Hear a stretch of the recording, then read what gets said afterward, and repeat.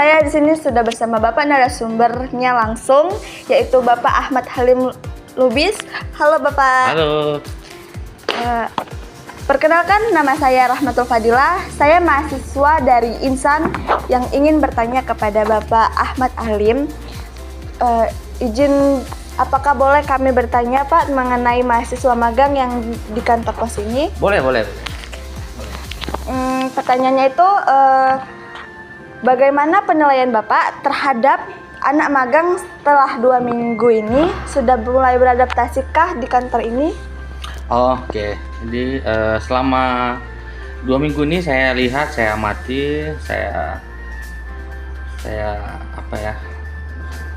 lihat teman-teman mahasiswa udah beradaptasi sama, mulai beradaptasi sama pekerjaan, sama lingkungan kerja, sama suasana kantor gitu kan. Nah, memang belum sepenuhnya, ya wajar lah karena baru beberapa hari ya gitu kan, masih ada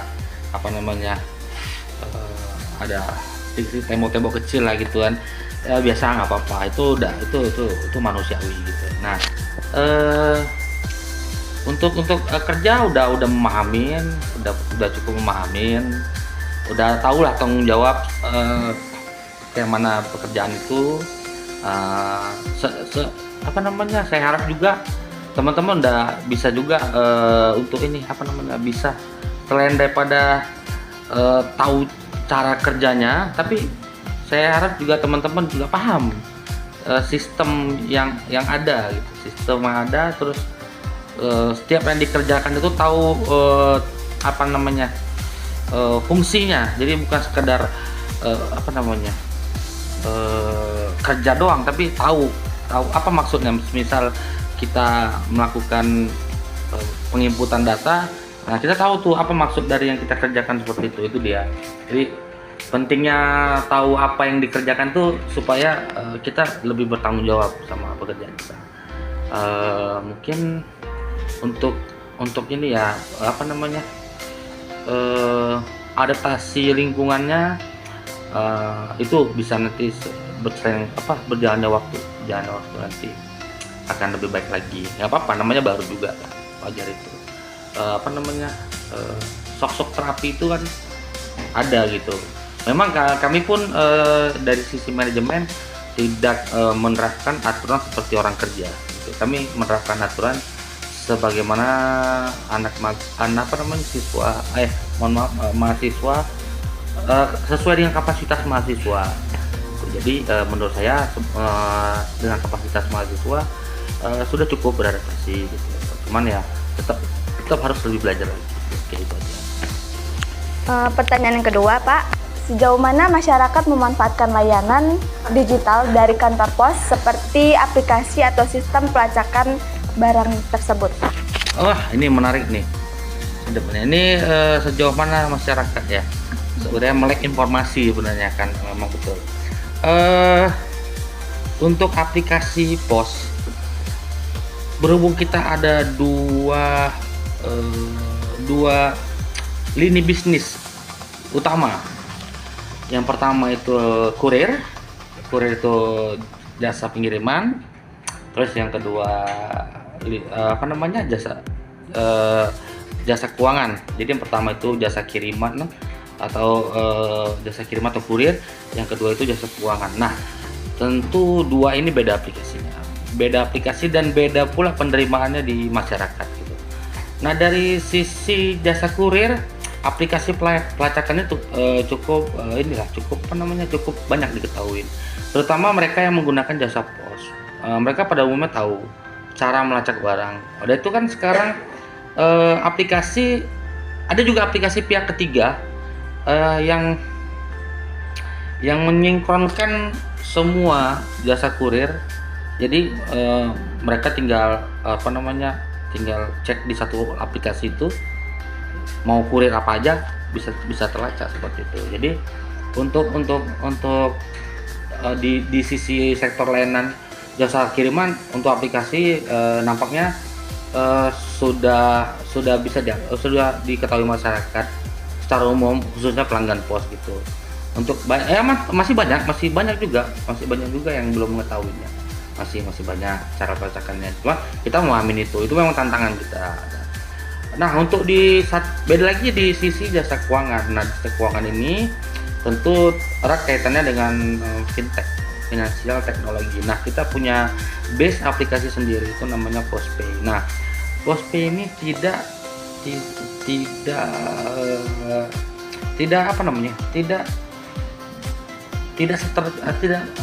seterkenal daripada aplikasi pelacakan pos, misalnya dari web Pos Indo gitu. Aplikasi Postpay cenderung lebih ke masih kurang dominan gitu kan. Kita masih di Postpay ini memang salah satu tantangan terbesar kita dalam memasarkannya, karena memang banyak aplikasi fintech lainnya, terutama seperti contoh Brimo itu dari BRI, terus dari ada layanan OVO, terus termasuk dari ada Dana, ada juga nanti GoPay. Nah, itu salah satu kompetitor kita gitu. Nah, jujur memang untuk eksistensi kita masih di bawah yang saya sebutkan tadi gitu. Nah, ini memang tantangan bagi kami untuk memasarkan produk jasa keuangan. Nah, untuk bagi yang sudah menggunakan Postpay, pada umumnya mereka sudah paham bagaimana cara kerjanya gitu kan, dan mereka juga udah mengerti kayak mana cara kerjanya, walaupun di awal kita mesti memberitahukan mereka, tapi lambat hari mereka akan belajar. Nah, ini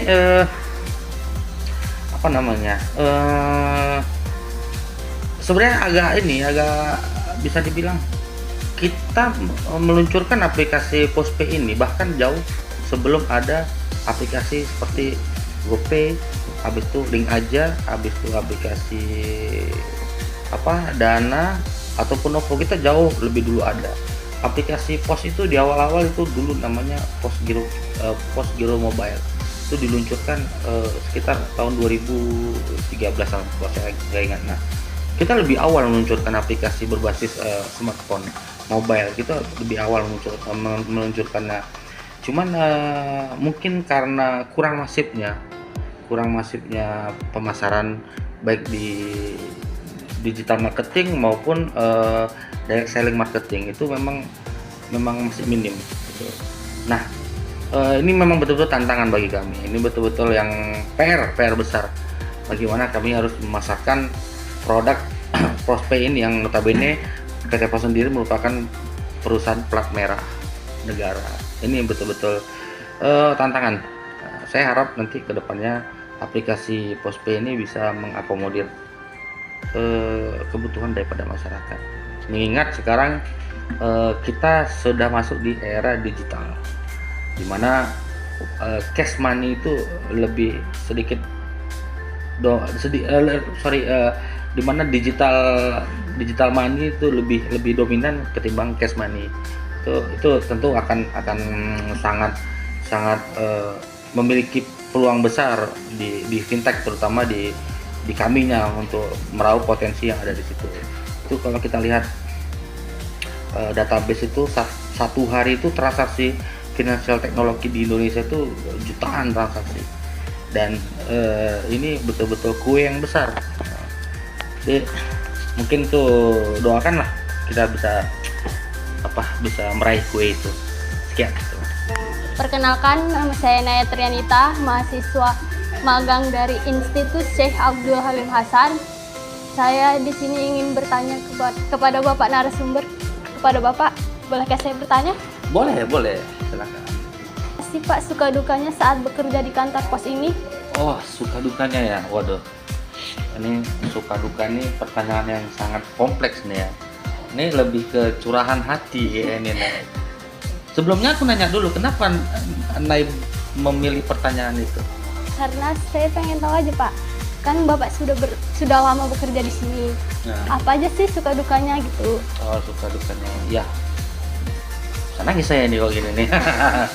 Jadi suka dukanya ya, terutama saya dukanya dulu ya. Duka dulu apa suka dulu? Sukanya dulu. Oh, sukanya dulu. Oke, sukanya ya. Nah, sukanya itu gini. Saya berada di perusahaan yang mengemban amanah. Benar nggak?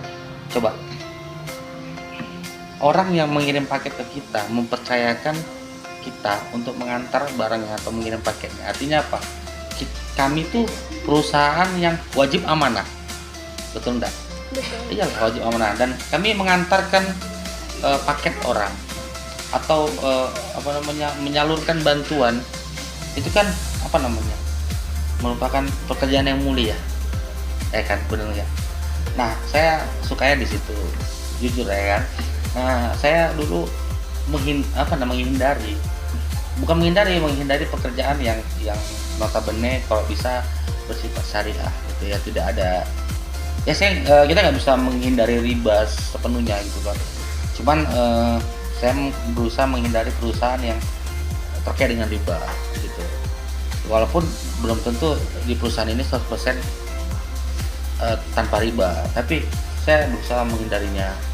Nah, menurut saya salah satu bekerja di sini itu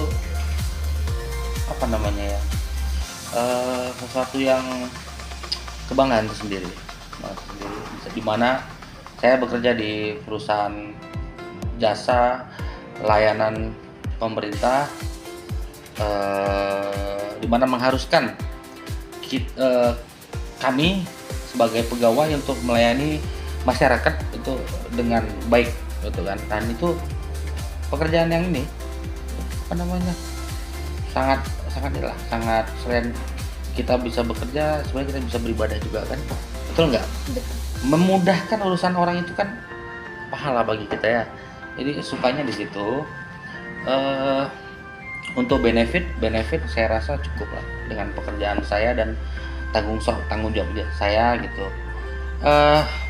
Ditambah yang saya suka di pos ini ya gimana ya,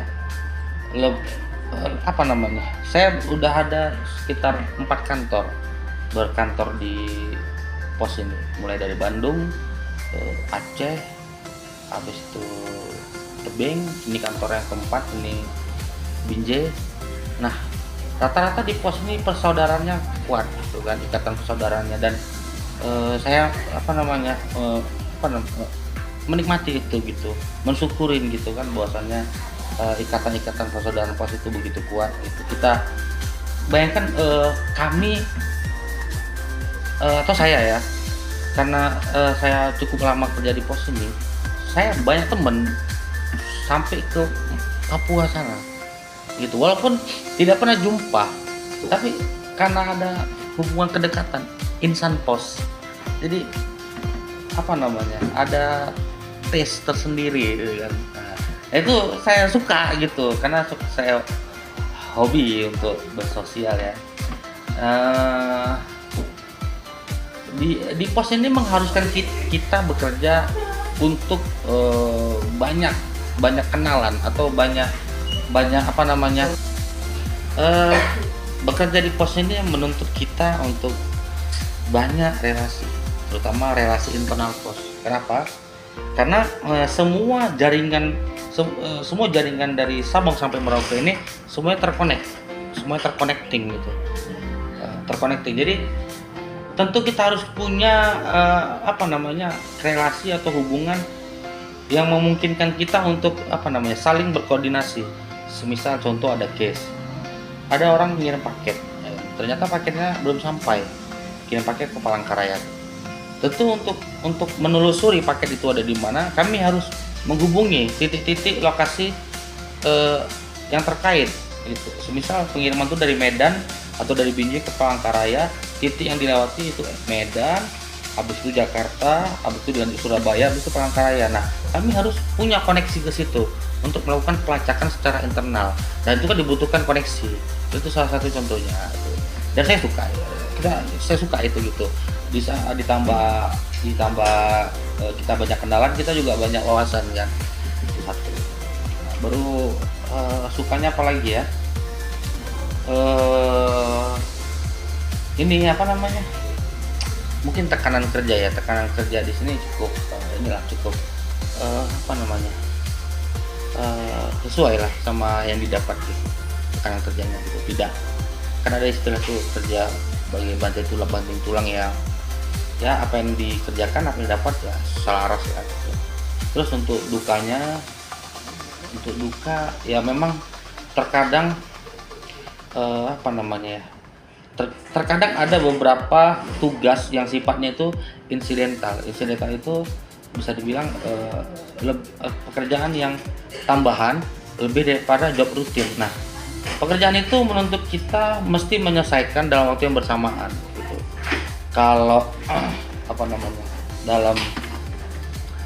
dalam bahasa ininya apa namanya, kita mesti multi talent bahasanya ya gitu ya. Multi talent artinya gini, kita harus memanage pekerjaan lebih dari satu pekerjaan dan siap pada hari yang sama, pada waktu yang ditentukan.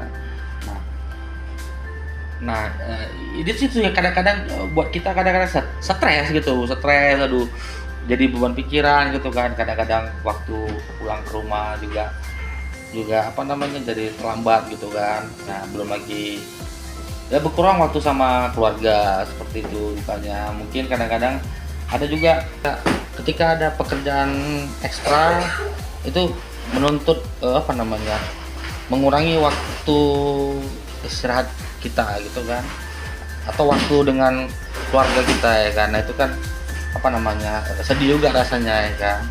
Nah, lalu dukanya yang pastinya gini, karena saya pegawai transferable, pegawai yang tidak menetap di satu tempat dan terkadang pindah. Tentu duka itu adalah ketika saya dapat surat mutasi pindah jauh. Ya kan, betul nggak? Nah, itu tentu kabar yang nggak enak sebenarnya kan. Itu salah satu dukanya. Ya, itu dulu sih. Itu aja sih yang bisa saya sampaikan. Terima kasih Bapak telah menanggapi dari pertanyaan kami. Terima kasih Bapak telah menanggapi dari pertanyaan kami. Semoga Bapak sukses terus. Ya, sama-sama. Kan saya doain kalian juga sukses terus. Semangat yang pastinya. Semangat bekerja. Suatu saat kan apa namanya, akan bekerja di dunia atau akan terjun di dunia kerja juga. Nanti ambil pengalaman yang ada di sini, ambil baiknya, buang buruknya gitu kan. Contoh kayak mana cara apa namanya, kawan-kawan di sini apa namanya, dalam bekerja, dalam bertindak, dalam mengambil keputusan, dalam menyikapin masalah, itu dijadikan pelajaran gitu. Diambil apa namanya, ada istilahnya ATM, amati, tiru, modifikasi. Nah, itu sekian dari saya. Wassalamualaikum warahmatullahi wabarakatuh.